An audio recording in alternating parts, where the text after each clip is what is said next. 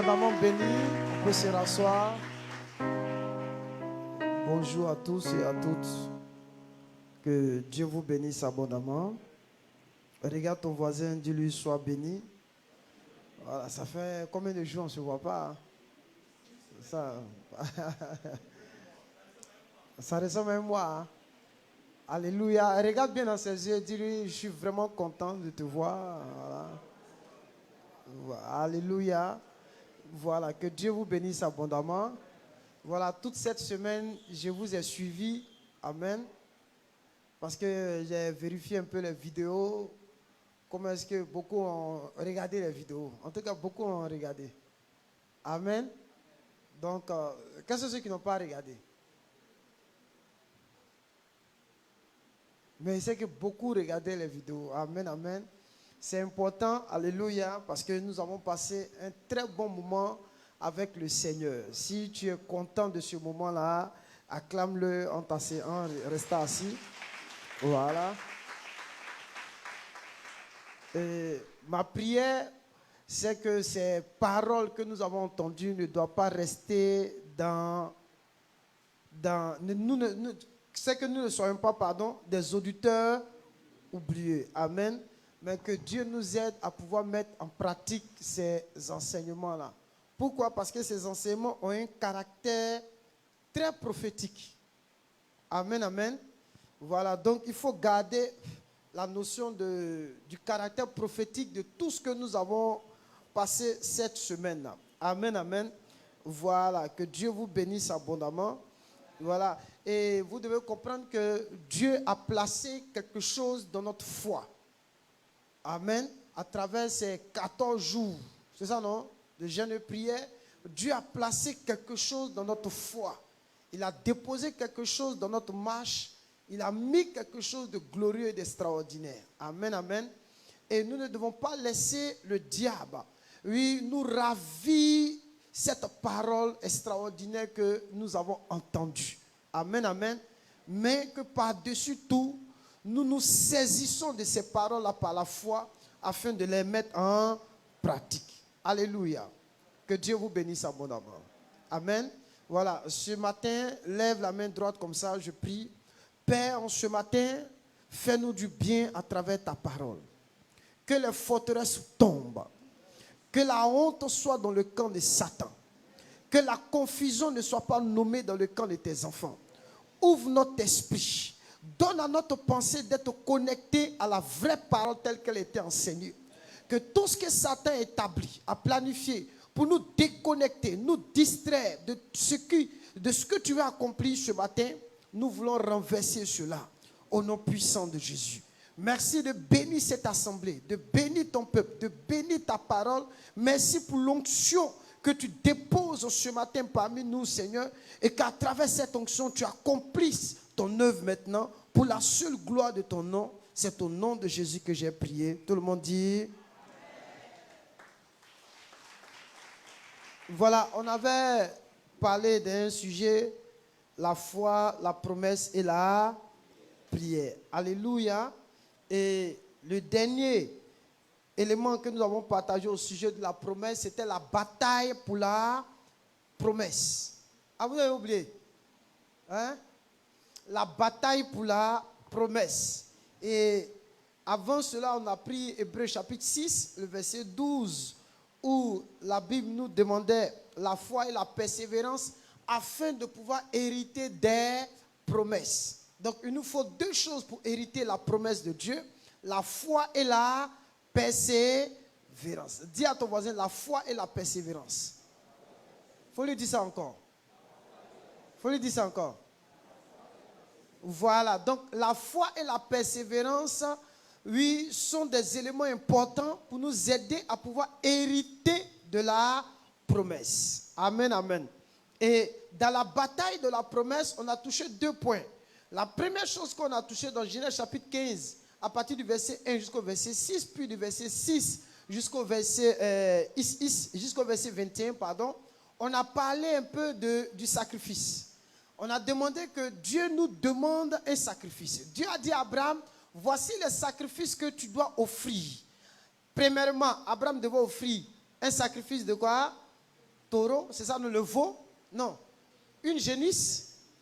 Il dit, prends une génisse, prends un bélier, et ensuite prends une chèvre, et puis deux oiseaux, une colombe et puis des tourterelles. Amen, amen. Et Abraham devait les sacrifier. Et Abraham les a sacrifiés. Et la Bible dit, puis les oiseaux de mauvais augure ont tenté de s'abattre sur le sacrifice d'Abraham, et Abraham les chassa. Et de ce test-là, nous avons fait sortir deux éléments. La première chose que nous avons fait sortir, Dieu nous a demandé ici d'accepter d'offrir le sacrifice. Amen, amen. Comme Dieu a demandé à Abraham d'offrir des sacrifices. Il a parlé de, comment on appelle ça même, du veau, n'est-ce pas, ou de la génisse, amen, qui est le petit du taureau, amen, amen, qui représente l'image de la force, amen. Puis qu'on appelle même de la chèvre, qu'on appelle ça, quand on parle de la chèvre, faites allusion à ce que vous appelez cabri, c'est ça, non? La chèvre qui est un animal qui est très têtu, qui est très obstiné, amen, amen. Quand on lui parle, il n'écoute pas, c'est ce qui est dans sa tête qu'il veut faire, amen. Abraham devait offrir cela, et puis ensuite, comment on appelle ça? Le bélier qui n'aime pas qu'on prenne sa place, qui aime la confrontation, amen, amen. Qui aime se battre, amen, amen. Voilà, donc Dieu par là nous a fait comprendre qu'on doit sacrifier toutes ces choses, sans oublier les oiseaux qui aiment la liberté, amen, amen, qui veulent forcément vivre la liberté. Or, Dieu a circonscrit notre liberté en Christ. En dehors de Christ, toute liberté est un péché. Amen, amen. Donc, voici ici les sacrifices que nous devons présenter. Mais n'oublions pas que tout sacrifice que nous devons présenter à Dieu sera attaqué par l'ennemi. Et la responsabilité n'incombe pas à Dieu, mais la responsabilité incombe à celui qui offre son sacrifice, c'est-à-dire toi et moi. C'est à nous de porter la responsabilité pour chasser, comment on appelle ça, les oiseaux de mauvais augure, entre autres, les puissances et les forces maléfiques. Amen, amen. Donc c'est ça qu'on a vu. Donc on a compris la bataille de la promesse. Maintenant, puisque le thème c'est la foi, la promesse, la prière, aujourd'hui nous allons toucher le côté de la prière. Prenons ensemble notre Bible dans le livre de Luc chapitre 18, du verset 1 jusqu'au verset 8.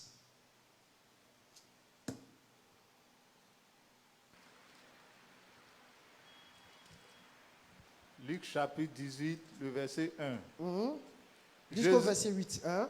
Jésus leur adressa une parabole. Jésus leur adressa une parabole. Pour montrer qu'il faut toujours prier. Pour montrer qu'il faut toujours prier. Et ne point se relâcher. Et ne point se relâcher. Il dit, il y avait dans une ville un juge qui ne craignait point Dieu. Un juge qui ne craignait point Dieu. Vas-y. Et qui n'avait d'égard pour personne. Et qui n'avait d'égard pour personne.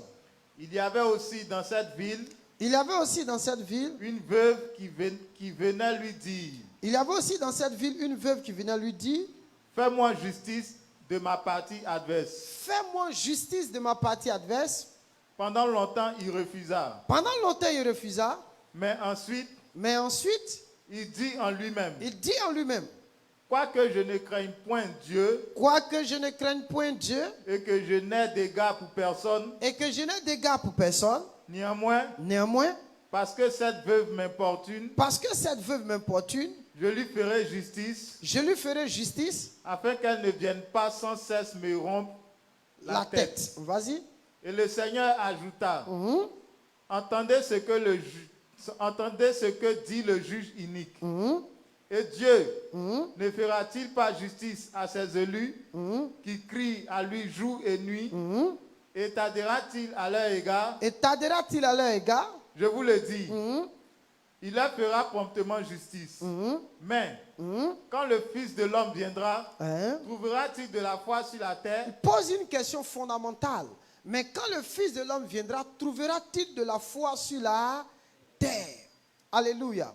Allons-y dans Luc, chapitre 21, à partir du verset 36. Luc 21, le verset 36. Veillez donc. Regardez, c'est un seul verset qu'on va lire. On va retirer ce verset-là d'un contexte. Il ne faut jamais oublier. ce verset-là est retiré d'un contexte. Je précise cela. Vas-y. Veillez donc et priez Veillez donc et priez en tout temps, afin que que vous ayez la force d'échapper. Afin que vous ayez quoi? La force d'échapper. C'est-à-dire, la prière, c'est-à-dire la force vient de la quoi? Prière. Donc, celui qui ne prie pas ne peut pas avoir la force. Donc, il nous prévient. Jésus prévient les chrétiens. Il dit, veillez et priez en tout temps, afin que vous ayez la force de faire quoi? À toutes ces choses. Non, la force d'échapper à toutes ces choses qui arriveront. Attends, quand il dit à toutes ces choses qui arriveront, c'est pourquoi j'ai précisé qu'il est dans un contexte. Ici, il parle de la fin des temps. Il parle des difficultés, des moments difficiles auxquels on sera confronté. Donc les temps seront tellement durs, compliqués, que pour échapper à ces choses-là, nous devons veiller et prier. D'où l'importance et la nécessité de la prière. Ça ne sera pas facile. Ça sera tellement compliqué, tellement difficile, qu'il nous prévient. Il dit veillez et priez afin d'échapper à toutes ces choses qui arriveront. Mais au temps où il parlait, ces choses n'étaient pas encore arrivées. Donc Jésus annonçait dans un temps futur les choses qui vont précéder sa venue, qui vont précéder son retour. Il dit avant que mon retour n'arrive là, ne sera manifeste là, les temps seront difficiles. Il y aura des moments pénibles, difficiles. Et c'est au milieu de ces temps difficiles que nous allons naître de nouveau en tant que chrétiens. Mais ce n'est pas parce qu'on va naître en tant que chrétiens que ces temps-là seront simples. Non, il nous prévient, ce sera des temps difficiles. Mais vous devez veiller et prier pour échapper à ces choses qui arriveront. Mais nous, à notre temps, de manière prophétique, on ne va pas dire qui arriveront, mais ces choses dans lesquelles nous sommes déjà dedans.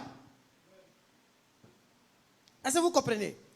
Alléluia. En leur temps, ce n'était pas encore arrivé. Mais dans notre période, c'est arrivé. Donc vous voyez que, prophétiquement parlant, nous ne sommes pas dans les mêmes époques, dans le même temps. Alléluia. Est-ce que quelqu'un me comprend? Vas-y. Et de paraître debout devant le Fils de l'homme. Donc nous devons veiller pour échapper, et pour paraître comme debout devant le Fils de... Mais attendez, mais attends, comment est-ce que la prière peut nous mettre debout devant le Fils de l'homme? C'est la veuve qui va bien nous expliquer cela. Gloire au Seigneur. Dis à ton voisin, c'est la veuve qui va bien nous expliquer. Amen, amen. Regardez, allons-y dans Luc 18. On parle de la prière. Dans Luc 18, Jésus vient et il leur adresse une parabole pour montrer qu'il faut toujours prier. Luc 18 commence avec deux paraboles sur la prière. La première parabole, le juge unique et la femme, présente ce qu'on appelle c'est une parabole qui est adressée au cercle intime de Jésus. La deuxième parabole, où on parle du pharisien et puis comment on appelle ça, du publicain, qui sont montés les deux dans le temple pour aller prier, il fait allusion à ce qu'on appelle à des personnes qui s'autoproclament justes. Jésus, là, ces deux paraboles qu'il vient de présenter là, ont un caractère prophétique. Dis à ton voisin prophétique. Mais la deuxième, on va la laisser pour l'instant. Mais ce qui nous intéresse, je suis en train de situer la première parabole. La première parabole, c'est la parabole du juge unique, n'est-ce pas? Mais avant qu'il entame la parabole du juge unique, il y a eu ce qu'on appelle un événement qui a précédé. C'est cet événement-là qui m'intéresse. C'est ce même événement-là, dont Jésus est en train de parler dans Luc chapitre 21, verset 36. C'est les mêmes événements dont Jésus parlait. Dans Luc chapitre 18, On parle de Jésus qui adresse une parabole pour montrer qu'il faut toujours prier et ne point se relâcher ou se décourager. Mais avant cela, il va présenter les faits de la fin des temps. Ce qui va arriver dans la fin des temps. Vous pouvez voir ça dans Luc chapitre 17 à partir du verset 22. Vas-y, prends, on va lire. Luc 17, verset 22. Et il dit aux disciples, des jours viendront où vous désirerez voir l'un des jours du Fils de l'homme et vous ne le verrez point. Vous ne le verrez point. Continue. On vous dira, On va vous dire, il est ici, il est ici, il est là, il est là. n'y allez pas, N'y allez pas. ne courez pas après. Ne courez pas après. Car comme l'éclair resplendit Hein? et brille d'une extrémité du ciel à l'autre, C'est-à-dire quand l'éclair sort là, il quitte d'une extrémité du ciel à l'autre et puis il fait pac, pac, pac, pac. C'est comme ça l'éclair. N'est-ce pas? Vas-y. ainsi sera le Fils de l'homme à son jour. Ainsi sera le Fils de l'homme à son jour. Vas-y. Mais il faut auparavant qu'il souffre beaucoup Qu'il souffre beaucoup et qu'il soit rejeté par cette génération. par cette génération. Ce qui arrivera du temps de Noé, Ce qui arriva, ce qui arriva voilà, du temps de Noé, Hein? arrivera de même au jour du Fils de l'homme. Donc vous voyez qu'il compare les temps de Noé et puis les temps qui vont précéder sa venue. Il dit ce qui va arriver au temps de Noé, va arriver. C'est-à-dire, pour mieux comprendre, on va étudier ce qu'on appelle les temps de Noé. Qu'est-ce qui a précédé le déluge? Les gens mangeaient, buvaient, vas-y. Les hommes mangeaient, buvaient, se mariaient et mariaient leurs enfants jusqu'au jour où Noé entra dans l'âge. Donc, ce qui a été cité là, est-ce que c'est mauvais? Ce n'est pas mauvais, mais ça devient mauvais en ce sens que ça devient l'objectif principal de l'homme. Le but principal que l'homme poursuit. Dès que cela devient le but principal que l'homme poursuit, automatiquement il y a problème. Donc, voici ce qui va précéder la venue aussi de Jésus. Les hommes vont faire quoi? Manger. Les hommes vont boire. Les hommes vont se marier leurs enfants. Ce n'est pas mauvais tout ce que Jésus a dit. Mais au fait, ça va devenir ce qu'on appelle le centre de la vie de l'homme. Le centre de la vie des humains. Au point où ils n'auront même plus le temps de penser à la venue de Jésus, au retour de Jésus. Alléluia. Vas-y. Le déluge vint et les filles tous périrent. Regardez, parce que simplement, ils ont changé leur centre d'intérêt. Désormais, le centre d'intérêt de l'homme n'est plus Dieu, mais c'est autre chose. Voilà ce qui a fait qu'ils ont péri. Donc, ce qui va faire que beaucoup vont périr avant la venue de Jésus, c'est quoi? C'est que le centre d'intérêt des hommes va changer. Gloire à Dieu. Vas-y. Ce qui arriva du temps de Lot arrivera pareillement. Donc, on dit pareillement aussi au temps de qui? De Lot. Vas-y. Les hommes mangeaient, buvaient, achetaient, vendaient, plantaient, bâtissaient. Là encore, il va encore plus loin. Il dit les gens vont faire quoi? Acheter. C'est que non, à l'autre on a dit à lui, ils vont se manger, boire, acheter, vendre, planter, bâtir. Vas-y. Mais le jour où Lot sortit de Sodome, une pluie de feu et de souffle tomba du ciel et les filles tous périrent. Il en sera de même le jour où le Fils de l'homme paraîtra. En ce jour-là, que celui qui sera sur le toit Affaire devient compliquée. Que celui qui sera sur le toit et qui aura ses effets dans la maison, ne descende pas pour les prendre. Vous savez, ça veut dire, c'est-à-dire, il est en train de nous faire comprendre une chose. On n'a pas dit, je vais aller prendre mes habits. Non, il est en train de te dire, les attachements là, il faut s'en défaire. Quelqu'un me comprend ce matin? Les attachements, il faut s'en défaire. Il dit, écoutez très bien, celui qui sera sur le toit et qui aura ses effets dans la maison, ne descend pas pour les prendre. Vas-y. Ne descend pas pour les prendre. Et que celui qui sera dans les champs Hein? ne retourne pas non plus en arrière. C'est-à-dire qu'il ne faut même pas chercher à dire je vais regarder en arrière. De la façon dont je me suis engagé là. Je n'ai pas dit non, j'ai laissé mes choses en arrière. On ne regarde plus derrière. Celui qui met la main à la chaleur, qui regarde derrière, n'est pas propre pour le... Alléluia. Vas-y. Souvenez-vous de la femme de Lot. Souvenez-vous de la femme de... Donc, dis à ton voisin, souviens-toi de la femme de Lot. Donc, je vais réveiller votre souvenir sur la femme de Lot. La femme de Lot est sortie de Sodome et Gomorrhe. Mais elle était tellement attachée à Sodome et Gomorrhe, donc elle a regardé. Comme elle a regardé derrière, elle est devenue quoi? Statue de sel. Elle était frappée. Donc, c'est l'image des chrétiens qui marchent avec Jésus, mais qui veut regarder aussi en arrière. Non, j'ai laissé, j'ai laissé quoi même? Des objets de valeur derrière. C'est pas normal. Je vais prendre ces objets de valeur pour venir. Regardez ces objets de valeur. Elle a laissé tout ça à Sodome et Gomorrhe. Parce que l'autre là, c'était pas un petit homme. L'autre, la Bible dit que l'autre siégeait aux portes de la ville. En d'autres termes, ça veut dire l'autre faisait partie d'un homme. Des magistrats. Il était comme un magistrat dans la ville. Un homme important. Donc, imaginez les biens de sa femme.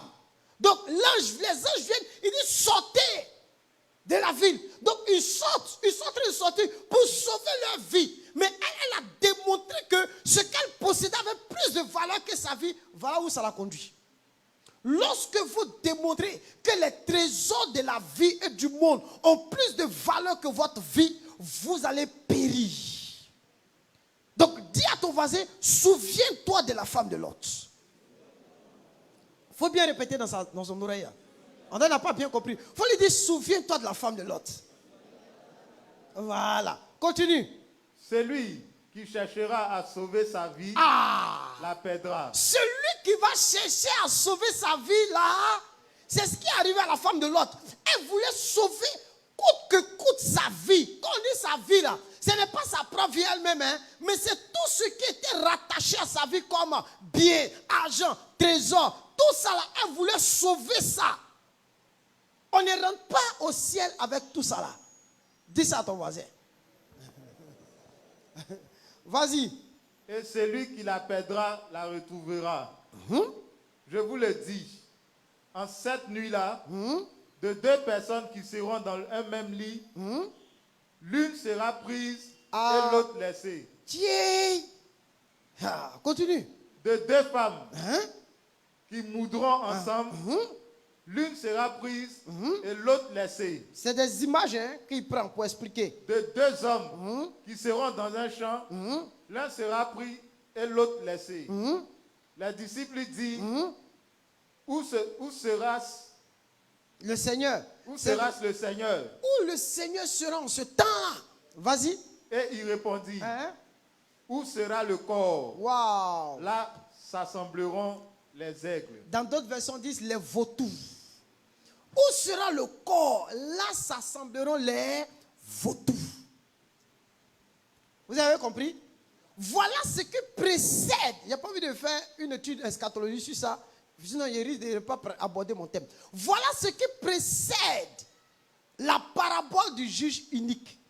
Face à toutes ces difficultés et ces moments difficiles, Jésus maintenant va faire sortir une parabole. Luc chapitre 18. Jésus l'a adressé une parabole pour montrer qu'il faut toujours prier et ne point se relâcher. Dans la parabole, il y a deux choses. Il y a deux personnes. Il y a le juge unique et puis il y a la veuve, n'est-ce pas? Le juge unique, amen, amen, représente quoi? Le juge unique, c'est l'image des temps difficiles. C'est l'image des moments pénibles. C'est l'image des difficultés. Alléluia. C'est lui le juge unique. Amen, amen. Donc quand Jésus parle là, il image beaucoup. Il utilise des images pour nous faire comprendre la profondeur de sa pensée et la profondeur de ses paroles. Alléluia. Amen, amen. Donc vous voyez qu'il vient de dialoguer tout à l'heure avec ses disciples au sujet des choses qui concernent les temps de la fin et de son retour en gloire. Il vient de discuter avec eux sur ces choses-là. Et il montre que ce sera une épreuve terrible, une époque difficile, une époque dure et terrible. Et dans cette époque-là, il sera très compliqué d'être chrétien. Oui. Nous sommes dans une époque où c'est très difficile d'être quoi? Chrétien. Oui ou non? Est-ce que ce n'est pas difficile? Non, je vous pose la question, ce n'est pas difficile. C'est difficile parce qu'on est toujours en proie à la tentation. On est en proie au monde, au système. Regardez comment le monde va à une vitesse dont nous-mêmes on n'arrive même pas à maîtriser. Tu peux rien aujourd'hui. Tu as le smartphone qui est là. Dès que tu vas allumer là, tu vas voir tout. Tout ce que tu ne peux pas voir, tu vas voir tout. Écoutez, être chrétien au temps des apôtres était mieux qu'être chrétien dans ces temps-là. Alléluia. Parce que le temps dans lequel nous sommes, ça sera très très terrible, très difficile. Vivre la foi, vivre la vie chrétienne sera très compliqué. Amen, amen. Donc vous voyez que il sera très difficile, dangereux même d'être chrétien. Il y a des endroits là, vous êtes là-bas, vous ne pouvez même pas dire que vous êtes un chrétien. Parce que si vous le faites, qu'est-ce qui se passe? On vous tue. Alléluia. C'est ainsi on a bouche, hein. C'est qu'il marche et puis il lève sa Bible. Quand ça chauffe trop sur lui, quand ça chauffe, il dit, je crois que là, puis tout le monde le regarde. Il y a des endroits où tu ne peux pas lever Bible, même ta main. En Corée du Nord, tu ne peux pas faire ça là-bas. Alléluia. Tu ne peux pas faire ça en Corée du Nord. Tu ne peux pas aller faire ça même en Iran. Tu ne peux pas. En Chine, on n'en parle pas. Tu ne peux pas. En Afghanistan, là, c'est la mort. Gloire à Dieu. Donc, c'est dangereux aujourd'hui d'être chrétien dans ces genres de lieux. C'est pourquoi il y a des gens aujourd'hui, quand vous parlez de Dieu, de Jésus, c'est difficile pour eux. Pourquoi? Parce que le mousson, on est tellement englouti par le système du monde que la vraie foi, la foi authentique pour la vivre, quand les gens entendent certaines paroles qui sortent de votre bouche pour dire voici comment vivre la vraie foi, certains chrétiens sont scandalisés. Ils vous disent mon frère, vous croyez vous-même? Oui ou non? Mais allez au ciel. Amen, amen. Certains vous diront mais mon frère, va au ciel. Ici il n'y a pas ta place. Pourquoi? À cause du système et du mouvement dans lequel on se trouve. Alléluia. Mais quand Jésus présente la parabole du juge unique, qu'est-ce qu'il veut expliquer? Il veut expliquer comment, au milieu de ces épreuves, de ces difficultés, nous pouvons vivre jour après jour une relation avec Dieu. Gloire à Dieu. Donc la parabole du juge unique montre que nous devons vivre une relation jour après jour avec Dieu. Que c'est possible au milieu des mondes perdus, c'est possible. Alléluia. Allons-y dans 2 Pierre. 2 Pierre.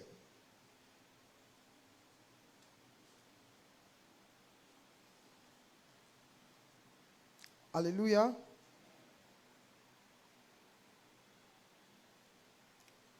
À partir du verset 4. 2 Pierre 2, 4. 2 Pierre chapitre 2, 4. 2 Pierre 2, 4. Car si Dieu n'a pas épargné les anges qui ont péché, s'il n'a pas épargné les anges qui ont péché, mais s'il les a précipités dans les abîmes de ténèbres et les réserve pour le jugement, s'il n'a pas épargné l'ancien monde, mais s'il a sauvé Noé, lui, 8e, ce prédicateur de la justice, lorsqu'il fit venir le déluge sur un monde impie, s'il a condamné à la destruction et réduit en cendres les villes de Sodome et Gomorrhe, les donnant comme exemple aux impies à venir. Vous avez entendu, non? Il les donne comme exemple aux impies à venir. C'est que tout ce qu'il a fait, c'est un exemple qu'il donne. Hein? Vas-y. Et s'il a délivré le juste Lot, profondément attristé de la conduite de ces hommes, sans frein dans les dissolutions. Regardez, si malgré que l'autre se trouvait au milieu d'un monde dangereux, Dieu l'a délivré, il te délivrera aussi. Ton amen est faible, hein? Oh, mais tu veux pas qu'il te délivre? Amen. Vas-y. Car ce juste qui habitait au milieu d'eux tourmentait journellement son âme, hein? Juste à cause de ce qu'ils voyaient et entendaient de leurs œuvres criminelles. Vas-y. Le Seigneur s'est délivré de l'épreuve les hommes pieux. Non, écoutez, on n'a pas dit que Dieu s'est délivré de l'épreuve. Il dit le Seigneur s'est délivré. Dieu. Dis à ton voisin, les hommes pieux. Les hommes pieux. Alléluia. Le Seigneur s'est délivré de l'épreuve, les hommes pieux. Dis encore avec moi, le Seigneur s'est délivré de l'épreuve, les hommes pieux. Le Seigneur s'est délivré de l'épreuve, les hommes pieux. Continue. Et réservé les injustes pour être punis au jour du jugement. Amen. Il faut rester là. Alléluia. Et surtout qui vont après, dans la chair, dans un désir d'impureté et qui méprisent l'autorité, audacieux et arrogants, ils ne craignent pas d'injurier les gloires. Gloire au Seigneur. Amen, amen. Le Seigneur s'est délivré de l'épreuve, les hommes pieux. Ça veut dire que Lot était un homme comment? Pieux. Et Dieu a délivré Lot. Donc si Dieu, au milieu de ces épreuves, au milieu de ces grandes souffrances, a pu délivrer Lot, et toi? Donc, l'homme pieux ici, là, dans notre texte de base, Luc chapitre 18, représente qui? La veuve. Dis à ton voisin, c'est elle l'homme pieux. Retournons encore dans Luc 18.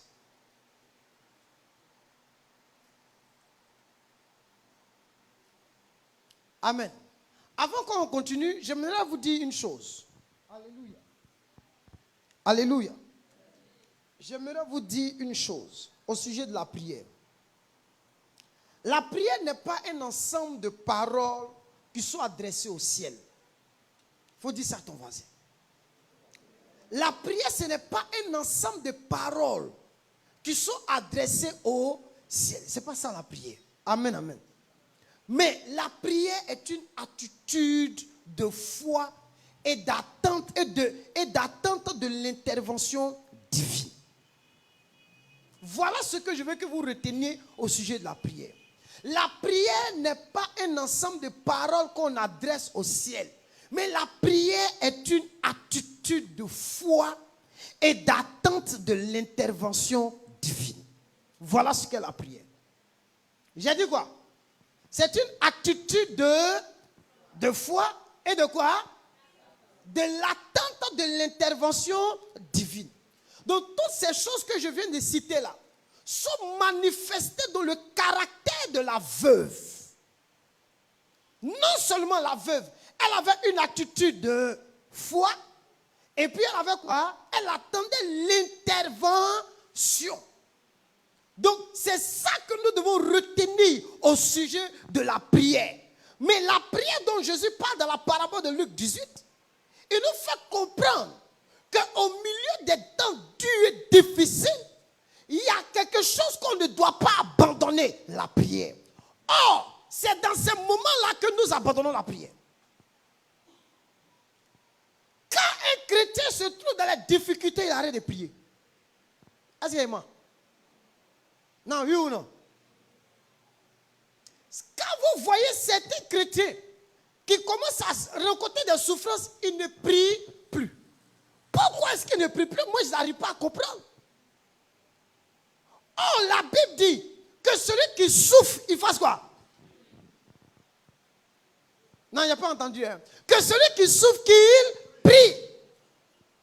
Oh, nous-mêmes, c'est lorsqu'on est en train de souffrir, on est en train de traverser les moments qu'on croise les bras, qu'on se dit, mais attends, c'est là où on murmure, c'est là où on ne parle plus, parce qu'on voit qu'on est en train de souffrir, donc on arrête de prier. Mais attendez, c'est une faute grave. Et au verset 8 de Luc 18, il dit, quand le Fils de l'homme viendra, est-ce qu'il va trouver de la foi? Mais pourquoi il ne peut pas trouver de la foi? Il trouvera seulement de la foi dans la vie des hommes pieux. C'est dans la vie des hommes pieux là qu'il va trouver la foi. Sinon, il ne parle pas de tout le monde. C'est pourquoi cette parabole-là est une parabole qui s'adresse à son cercle intime. Alléluia. Alléluia. La vraie prière, c'est communiquer à Dieu toute sa vie dans une attitude de foi. Prier sans cesse. 1 Thessaloniciens chapitre 5 verset 17. Amen, amen. Ce qui compte, ce ne sont pas les paroles que nous allons, comment on appelle ça, je ne sais pas comment expliquer ça. Multiplier, amen, amen. Mais c'est notre relation. Regarde, viens ici. Viens. Attrape ma main. Reste, regardez. Pendant que j'ai attrapé sa main là, c'est qu'on est en relation, n'est-ce pas? J'ai attrapé sa main. Donc, lui il est Dieu, et puis moi je suis un chrétien. Donc voilà comment je dois garder, je dois attraper ça. C'est-à-dire, je sais qu'il y a des épreuves, il y a des moments difficiles, mais je dois maintenir cette relation. Pourquoi? Parce que cette relation, c'est jusqu'au bout. Quand le Fils de l'homme viendra, trouvera-t-il de la foi? Parce que l'attitude de prière que la femme avait là, c'est une attitude de foi. Donc celui qui veut attraper la main de son sauveur jusqu'au bout, c'est parce qu'au départ, il a la foi. Gloire à Dieu. Il persévère dans la foi. Il est attaché, il ne laisse pas. Oui ou non? Il est en train de prier. Pourquoi? Parce qu'il sait que Dieu sait délivrer de l'épreuve les hommes qui sont pieux. C'est dans le moment de souffrance qu'on doit voir la force des hommes pieux. On doit voir la force des chrétiens. On doit voir la force des hommes, la force des femmes. C'est dans les moments difficiles. Mais ce n'est pas quand tout va bien qu'on va dire, oh Dieu, tu es bon. Et c'est ce jour-là on rit. C'est ce jour-là, vous voyez les chrétiens rient. Oh, il est beau et puis il rit. Mais tu es tellement bon. Non, ça c'est pas une attitude de foi. La veuve, elle se trouvait dans un temps difficile. Parce qu'elle voulait qu'on lui fasse justice de sa partie adverse. Et le juge unique, dans ces temps difficiles-là, qui représente les temps difficiles, refusait de lui faire justice. Écoutez, les choses ne seront pas simples comme vous le pensez. Les choses ne seront pas faciles comme vous le pensez. L'époque, l'atmosphère dans laquelle on est là, ça ne sera pas facile. Mais c'est à nous de démontrer notre ténacité devant Dieu. C'est à nous de démontrer notre attachement, notre piété à Dieu. Et cette piété-là doit se traduire par notre, comment on appelle ça, par le développement d'une relation avec Dieu dans la prière. Je ne laisse pas sa main. C'est pourquoi, merci, c'est pourquoi chose a dit, Paul a dit, il a dit dans le livre de Romains chapitre 8, il dit non, rien ne peut me séparer de l'amour de Dieu. Ni les hauteurs, ni les profondeurs, ni la mort, ni la vie, ni les choses présentes, ni les choses à venir ne pourront me séparer de l'amour de Dieu. C'est le temps de réveiller les les vrais hommes pieux, les hommes de prière. Alléluia. Alléluia. Le diable est à l'œuvre. Les forces, le monde, le système dans lequel on est, le système est à l'œuvre. Mais où sont les hommes pieux? Où sont les femmes pieuses? Gloire à Dieu. Gloire à Dieu. Un homme pieux, ce n'est pas lui qui vient chaque 5 jours devant Dieu. Ce n'est pas lui qui vient chaque 2 jours devant Dieu. Il dit jour et nuit, qui crie à lui jour et nuit, en d'autres termes, qui entame la journée par la prière et qui boucle la journée par la prière. Alléluia. Des hommes et des femmes qui vont entamer leur journée par la prière et qui vont boucler leur journée par la prière. Et même autant au travail, ils ne cessent pas de prier parce que 1 Thessaloniciens 5, 17 dit priez sans cesse. Gloire à Dieu. Gloire à Dieu. Amen, amen. L'Église a besoin des hommes et des femmes qui prient. Des hommes et des femmes pieux. Souvent, ils prient et puis ils disent non, je n'ai plus rien à dire. C'est arrivé à qui ici? Non, n'ayez pas honte, levez bien les mains. Levez les mains. Quoi. Il a prié qu'après il dit, il n'a plus rien à dire. Prends Romains 8, 26. Il va vous corriger. Romains 8, 26.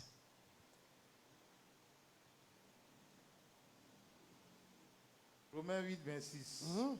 De même aussi, l'Esprit nous aide dans notre faiblesse. L'Esprit nous aide dans notre faiblesse. Vas-y. Car nous ne savons pas ce qu'il nous convient de demander dans nos prières. Amen. Car nous ne savons pas ce qu'il convient de demander dans nos quoi? Prières. Ça veut dire, quand vous priez avec vos faiblesses. Voilà pourquoi vous n'avez rien à dire. Le chrétien ne prie pas avec ses faiblesses. Quand je parle de faiblesse, c'est quoi? C'est-à-dire que quelqu'un il prie, puis après il n'a rien à dire. Ça veut dire que tu as prié selon toi.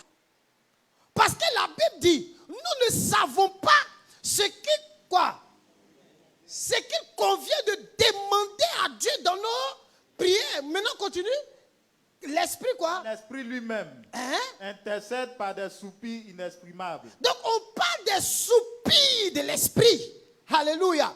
Donc ça veut dire quoi? Le contenu de nos prières, le contenu de ce que nous allons adresser à Dieu est tellement important. Et cela ne doit pas venir de nos soucis. Cela ne doit pas venir de nous, mais cela doit provenir du Saint-Esprit. Alléluia. Donc, on ne peut pas être des hommes et des femmes de prière si le contenu de nos requêtes ne sont pas fournis par l'Esprit. Voilà. On ne peut pas être des hommes et des femmes pieux et pieuses si le contenu de nos prières vient de nous. Gloire à Dieu. Gloire à Dieu. Comment se fait-il que la veuve a pu tenir pour obtenir justice? C'est parce que le contenu de sa requête provenait de l'Esprit. Qu'est-ce qui fait la source de tes prières? Qu'est-ce qui fait la source du contenu de tes prières? Qu'est-ce qui fait la source même de notre propre foi? Est-ce le Saint-Esprit? Il dit, je ne sais pas ce que je peux demander à Dieu, mais il faut les soupirs de l'Esprit. Alléluia. Alléluia. Il dit quoi? L'Esprit. Continue, reprends verset 26. De même aussi, l'Esprit nous aide dans notre faiblesse. Il sait que vous êtes faibles. Voilà pourquoi Dieu nous a donné l'Esprit. Il nous donne l'Esprit à cause de la faiblesse humaine. Parce que la faiblesse humaine, l'homme ne sait pas prier. L'homme ne sait pas prier. Donc regardez le privilège et la grâce et l'opportunité que nous avons de la part de Dieu. L'Esprit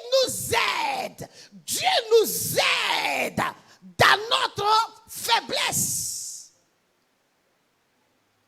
Voilà pourquoi il t'a donné le Saint-Esprit. Continue.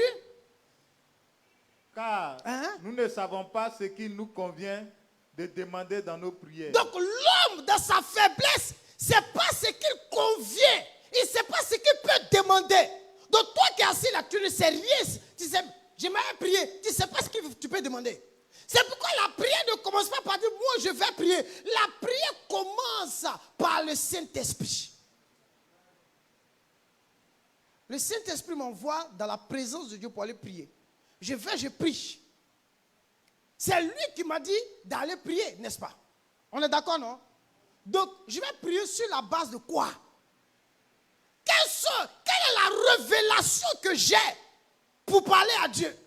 Donc, la prière par l'Esprit est fondée sur la révélation que nous recevons de Dieu. Si vous n'avez pas reçu de révélation, arrêtez de prier parce que vous êtes en train de prier dans la faiblesse. Donc la veuve qui s'élève et qui va, c'est parce qu'elle avait l'information selon le texte. Mais pour nous, c'est la révélation. Elle avait l'information que le juge pouvait lui rendre justice de sa partie adverse. Mais par contre, nous avons la révélation. Demande à ton voisin, tu as eu quelle révélation? Alléluia. C'est pourquoi, même quand elle veut abandonner, elle ne peut pas à cause de la révélation de l'esprit. Mais nous-mêmes, quand on veut abandonner, on abandonne. On abandonne. Vous savez pourquoi on abandonne? Parce que le fondement de nos prières, ce sont les informations qu'on a, pêle-mêle ça et là. Les informations ne sont pas mauvaises en soi, parce que souvent dans l'information, on peut retirer la révélation. Mais ce qui est important, c'est à nous de frapper la porte du maître, de lui demander quelle est la révélation sur laquelle je dois m'engager dans la prière. Alléluia. Alléluia. Il y a la révélation de l'esprit. C'est ce qui est important. Continue. Dans nos prières. Mais l'esprit lui-même intercède par des soupirs inexprimables. Donc on parle de la manifestation de l'esprit dans la prière. Donc l'esprit se manifeste comment dans la prière? Par des soupirs qu'on n'arrive pas à exprimer. C'est-à-dire, ces soupirs sont des remontées de l'esprit en nous, dans notre cœur, pour nous dire, pour nous interpeller, pour titiller à notre esprit que, hé, là, voilà la direction que tu vas prendre. Donc, c'est un langage de Dieu. Les soupirs de l'esprit sont le langage de Dieu pour nous. Et ce langage de Dieu-là, il nous aidera dans la prière. Gloire à Dieu. Gloire à Dieu. Amen. Il nous aidera. Est-ce que ça peut aller? Qui me comprend? Donc quand une femme se lève, elle est en train de prier, elle ne prie pas parce qu'elle va prier. Elle sait sur quoi elle est en train de parler à Dieu. Parce qu'elle a reçu la révélation. La révélation est comme cette lumière qui nous éclaire. C'est pourquoi arrivé au moment où David dit, Seigneur, éclaire mes ténèbres. En d'autres termes, fais-moi part de ta parole. Car la révélation de tes paroles, et c'est ça, non? Et quoi?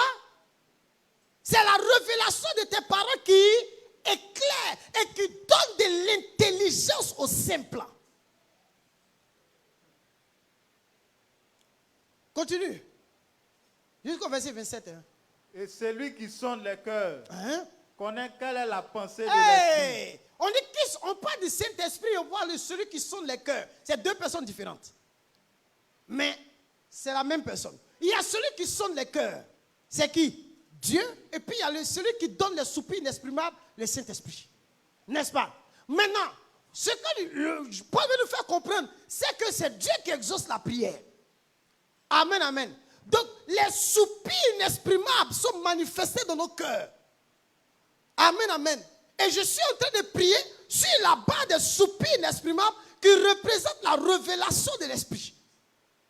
Donc, si je suis fondé et que je suis en train de lever des prières à qui? À notre Dieu dans le ciel, Lui, il regarde le contenu de ma prière et il sait si cette prière-là vient de l'esprit ou de ta faiblesse. Mais comment il va savoir? On dit, il sonde les cœurs et les reins. En d'autres termes, il sonde les profondeurs de nos prières. Est-ce que tu vois un peu? Donc, Isaac est en train de prier, Dieu dit ça là, ça vient de sa faiblesse. Il ne peut pas tenir dedans. Tout ce qui vient de notre faiblesse, on ne tient pas dedans. On ne peut pas durer dedans. Alléluia. Il faut dire ça à ton voisin. Ce qui vient de la faiblesse, on ne peut pas durer dedans. Amen, amen. Mais ce qui vient de l'esprit, toi-même, tu ne comprends pas mettre dedans. Alléluia. Est-ce que tu peux comprendre même? Tu es facho. Il faut serrer ton visage. Là. Tu vas tourner, tu vas revenir dedans. C'est qui est bon Dieu, il ne change pas. Hein? Tu vas t'énerver, tu vas partir. Mais on va, puis il va te rappeler, il va dire, ici. C'est pas comme ça il fait. Tu fais quand il dit quoi? Tu tournes quand il dit quoi? Tu dis quand il dit quoi? Non, Dieu, on ne saute pas classe à lui. C'est sur la terre, on parle de surdoué. Lui quitte CP1 sans CM2. Dieu, tu vas faire CP1, CP2, CP3, CP4, CP5, CP6, jusqu'à... Alléluia. Amen, amen. Dieu, il ne fait pas brûler, il ne veut pas sauter classe à quelqu'un. Tu vas passer par là. Parce que chaque étape de la marche est utile pour ton éducation spirituelle. On ne saute pas l'éducation avec Jésus. Jamais. C'est pourquoi vous avez intérêt d'attendre les soupirs de l'esprit. Arrivé un moment, j'ai vu des hommes qui sont allés prier. Mais leur prière là, ils ne partaient pas prier pour prier. Ils partaient pour rechercher la révélation avant d'aller prier. Donc c'est pourquoi on dit, avant de prier, prie. Gloire à Dieu. Avant de prier, il faut quoi? Prier. Je dois prier pourquoi? Parce qu'il faut que j'ai la parole de l'Éternel. Alléluia. Donc la veuve, elle se bat. Elle se bat. Mais elle se bat sur l'information qu'elle a. Un homme pieux se bat sur la révélation qu'il a. Gloire à Dieu. Gloire à Dieu. Dieu sonde les cœurs. Il sait si le contenu de tes prières sont l'œuvre des soupirs de l'esprit ou de ta faiblesse. Qui a compris? Maintenant, qui n'a pas compris? Il répond 3 à 0 pour toi. Quand il répond 3 à 0 pour toi, tu allais regarder la vidéo après quoi? Alléluia. Frère, ne négligez pas la prière. Dis à ton voisin, ne néglige pas la prière. Nous devons prier en tout temps, en toutes circonstances. Nous devons nous laisser conduire par l'esprit dans la prière. Parce que celui qui ne prie pas, il est en train de se suicider. Celui qui arrête de prier est en train de se suicider. Combien de personnes ont déjà mis la corde au cou? Il suffit de frapper la chaise pour qu'il soit pendu. Combien de personnes ont accepté de se faire guillotiner parce qu'ils ont arrêté de prier? C'est un suicide spirituel, un suicide mortel.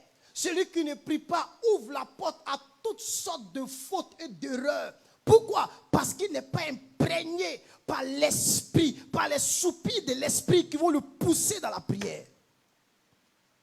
Frère, le diable engage une guerre. Il n'aime pas les femmes de prière. Les femmes qui sont à genoux comme Anne. La Bible dit, pendant qu'elle restait longtemps, it's a long time, en prière. Elle était longtemps à genoux en prière. Alléluia. Même lorsque vous sentez que vos jambes tremblent, vos pieds sont étranglés, Pour ne plus que vos pieds tremblent, mettez-vous à genoux. Mettez-vous à genoux. Celui qui ne veut plus que ses pieds tremblent, qui se mette à genoux. Parce que tu sais que tes pieds ne peuvent plus te porter. Mais c'est tes genoux seuls qui peuvent le faire. Or, celui qui se met à genoux, on comprend par là que c'est celui qui est en train de lever les mains vers le ciel. Gloire à Dieu. Gloire à Dieu. Frère, il ne faut pas négliger la prière. Dis à ton voisin, ne néglige pas la prière. L'Église a besoin d'hommes et de femmes qui prient et qui intercèdent avec persévérance. Amen, amen. C'est de ça que l'Église a besoin. Tout ce que nous voyons, lorsque le manque de prière ouvre aussi la porte à ce qu'on appelle à des efforts, rend nos efforts stériles pour le service de Dieu. Même servir Dieu là, a besoin d'un homme. Mais un homme qui sert est un homme pieux. Vous ne pouvez pas servir si vous n'êtes pas pieux. Qui veut être un homme pieux, une femme pieuse? Il y en a qui ne veut pas. Qui est neutre? Moi, je pose ma question. Soit tu es pieux, soit tu ne l'es pas. Alléluia. Je vous pose la question. Vous n'avez pas confiance en vous. Bon. Vous me voyez comme un homme de piège, quoi. Non, je parle en parabole, voilà. La Bible dit que Jésus parle en parabole pour ne pas que les gens autour là puissent comprendre ce qu'il dit. Il a dit, qui veut être un homme pieux?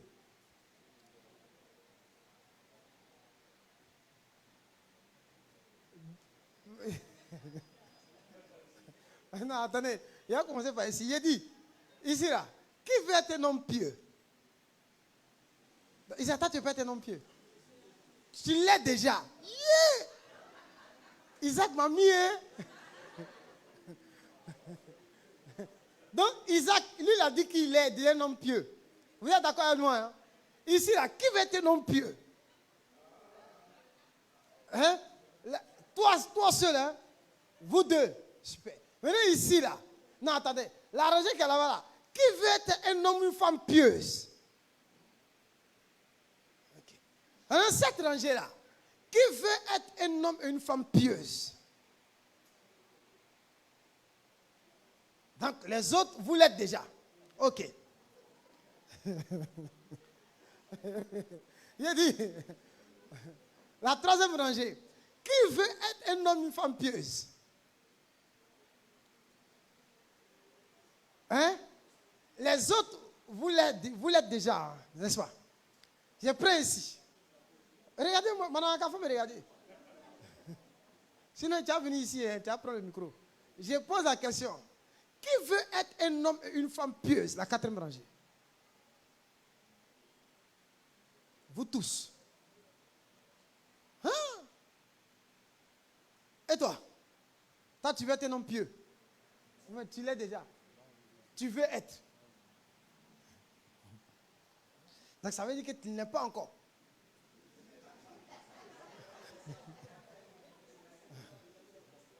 Hein? Non, il ne faut pas. Ça, c'est l'humilité, mon fils. Ça veut dire que tu n'es pas encore.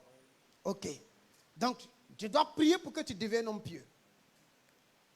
C'est ça, non? Non, il faut bien répondre. Hein? Non. Alléluia. Vous savez ce qu'il me dit? Veuillez m'excuser. Il me dit qu'il est sur le chemin. Donc, je demande si tu es ou tu n'es pas. Bon, il dit qu'il est sur le chemin. Donc, ceux qui sont déjà des hommes pieux là, qui n'ont pas levé les mains, levez-vous. Non, n'ayez pas honte. Voilà. Donc, ça veut dire que tout le reste là, on a besoin que vous deveniez des hommes pieux. C'est ça, non? 1, 2, 3, 4. Ça fait 4, hein? 5, 6, 7, 8, 9, 10, 11. Monsieur Bogui, t'as dit non? Non, toi, tu n'es pas dans 11. Veuillez vous asseoir. Dieu s'est délivré de l'épreuve les hommes pieux. Donc, je sais que vous là, Dieu vous a délivré de tellement d'épreuves. Hein? C'est ça, non? Acclamez le Seigneur pour eux. Il n'y a rien, il n'y a rien. Vous êtes des hommes pieux. Donc, il y a 11 personnes pieux et pieuses dans l'église. Ça me rappelle une révélation. Hein? Ça ne vous rappelle rien? Où Dieu est venu à l'église, il a pris 11 personnes. Dieu est venu à l'église, 11 personnes. Ça a longtemps, hein? Ça fait combien d'années? 2 ans. 2 ans par là. Donc, vous les autres, vous voulez devenir maintenant. Vous n'êtes pas. Hein, vous n'êtes pas. Donc, vous n'êtes pas encore des hommes. Lui, il est sur le chemin. Ouais. Le chemin de maïs. On va briser le pain pour que ton esprit puisse s'ouvrir. Et tu vas comprendre les paroles de Dieu. Amen, amen. Je veux juste vous encourager à ne pas devenir. Avec tout ce que vous avez appris avec moi, en principe, vous devez être. Chaque parabole que je vous inflige, c'est pour éprouver votre foi. La Bible dit Dieu parle et il éprouve lui-même sa parole. Sois convaincu de l'assurance de ton salut. Sois convaincu de la parole que tu viens d'entendre, que toi, Isaac Messi, tu es garçon. N'ayez pas honte, n'ayez pas peur. Alléluia. N'ayez pas peur d'afficher et d'affirmer que je suis pieux. Amen, amen. Alléluia.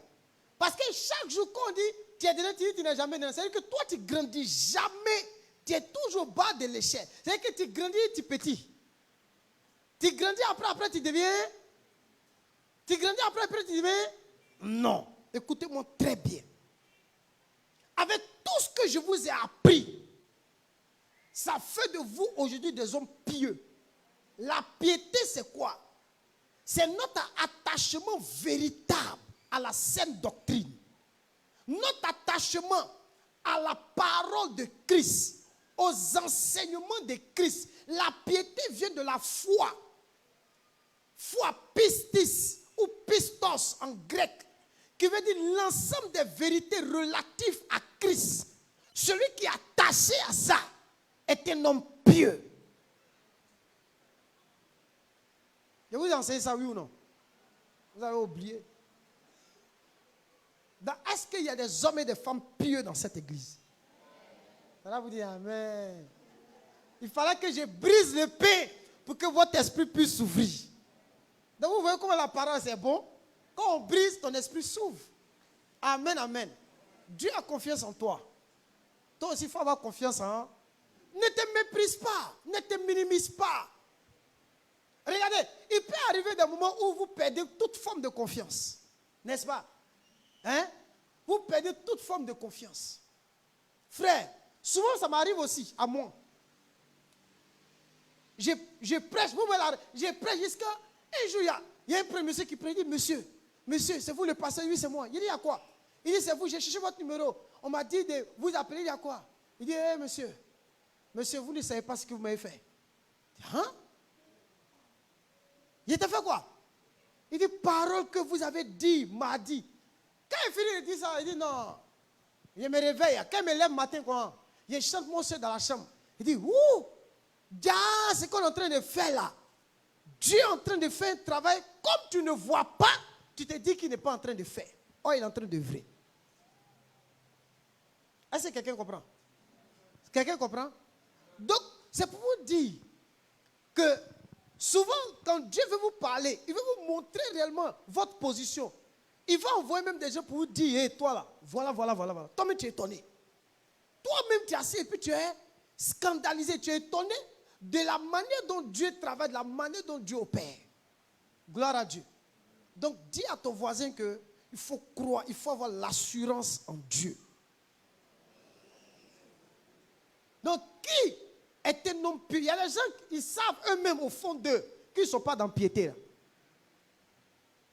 Non, il y a des gens eux-mêmes, ils savent. Pour vous, là, on met ça à côté.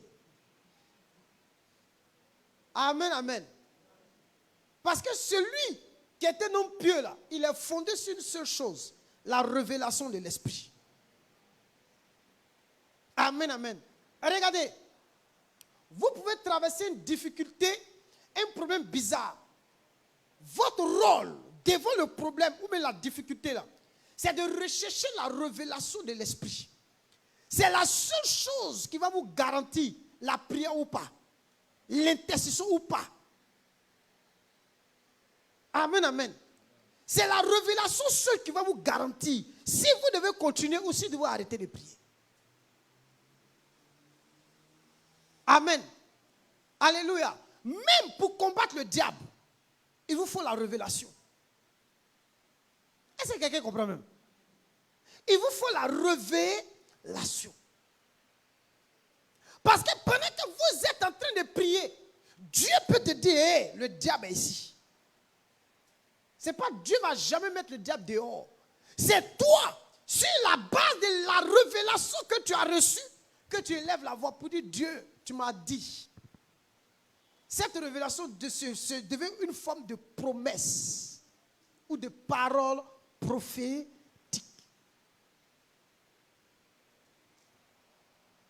Alléluia. Donc l'enseignement qu'on vient de partager là, c'est un enseignement très prophétique. Amen, amen. Alléluia.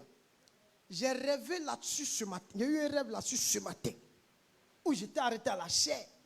Et puis j'étais en train de vous parler pour dire que ce que nous allons partager est un enseignement prophétique.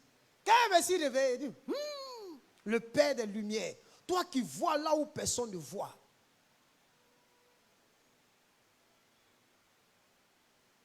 On a fini 14 jours, non? N'est-ce pas? Mais est-ce que les gens, certains ont compris la révélation de l'esprit? Il y a des gens, Dieu veut même qu'ils continuent le jeûne. Mais il y a d'autres qui ont arrêté. Comme pasteur a dit, c'est 14, on arrête, on arrête. Non, non, grandis un peu. Alléluia. Alléluia. Alléluia. Il y a des gens, si tu es pressé, il est quand même. Ça a fini. Dimanche passé, vous voyez des visages. Eh, pasteur, il va nous tuer des. Amen, amen. Alléluia. Moi, le jour, je devais arrêter le 14e jour là. Le Seigneur m'a dit non, il faut continuer. Donc moi, je suis dans le jeûne jusqu'à présent. Je n'ai pas arrêté. Moi aussi, je voulais arrêter comme toi. Mais Dieu m'a dit non, n'arrête pas, continue. Donc je suis dans la continuité selon que l'Esprit m'a donné.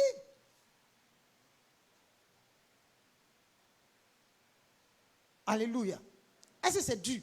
Parce que quand vous faites un jeûne par la révélation de l'Esprit, non. Toutes les forces, Dieu fournit même la force pour toi.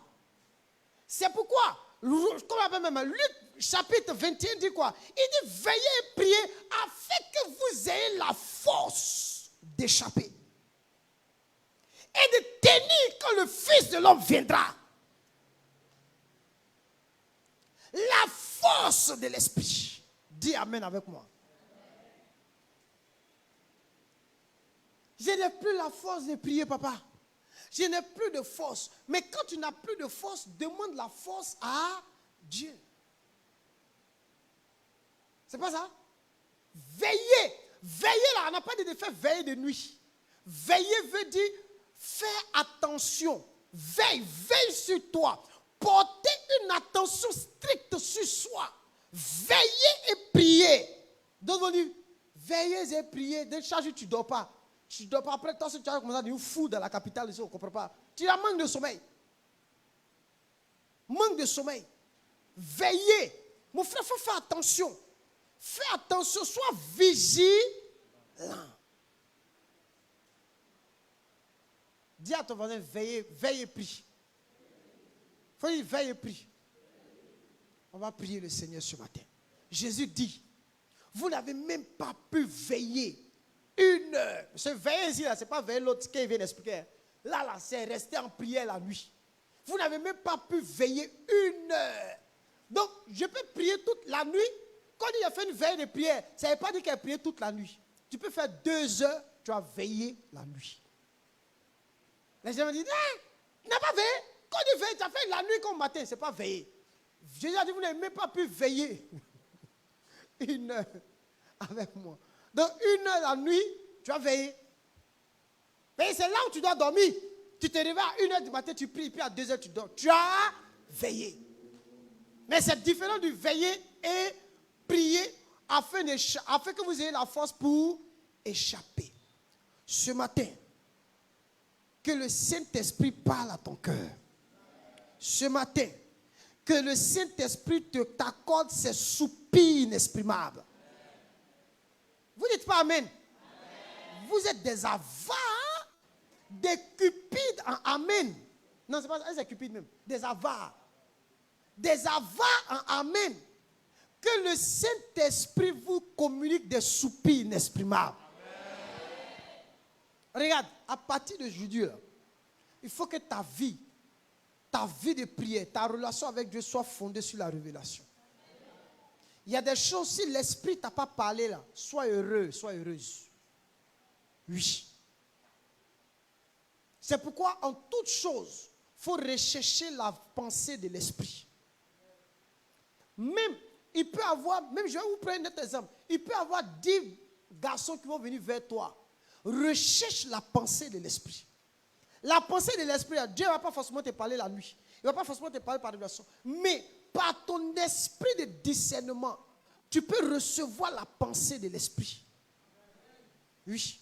Tu peux t'asseoir et puis réfléchir profondément pour rechercher la parole de Dieu. Est-ce que vous savez qu'il y a eu, j'ai connu des hommes qui sont allés jeûner simplement pour rechercher la pensée de Dieu. Ils ont duré dans le jeûne à cause d'une seule parole. Mais lorsqu'ils ont reçu la parole et qu'ils sont descendus, quelque chose s'est passé. Moïse a fait 40 jours sur la montagne à cause des 10 paroles de Dieu. Ne vous amusez pas avec la révélation. 40 jours à cause de 10 paroles qui vont mener, qui vont conduire et qui vont devenir le fondement et la législation de toute une nation. 10 paroles. Frère, le diable ne veut pas que tu cherches Dieu parce qu'il sait que la révélation va éclairer les ténèbres au-devant de toi. Il ne veut pas. Avant que tu cherches Dieu, prie.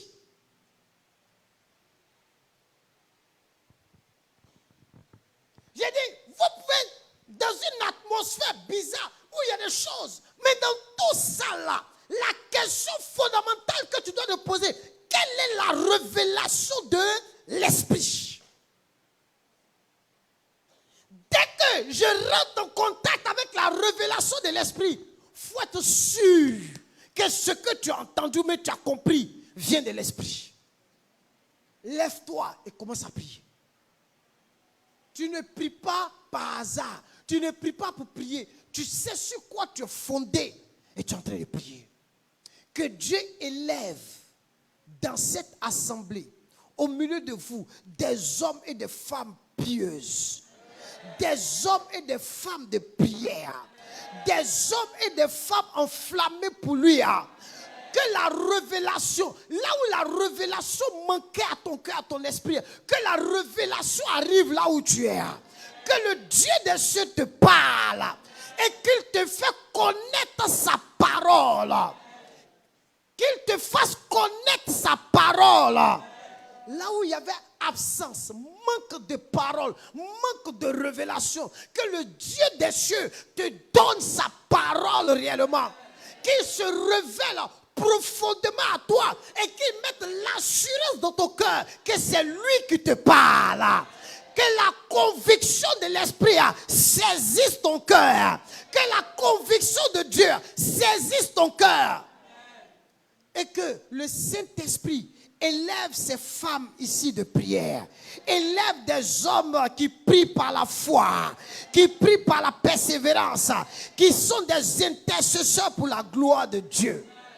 Soyez bénis en ce matin. Est-ce qu'on peut acclamer Jésus?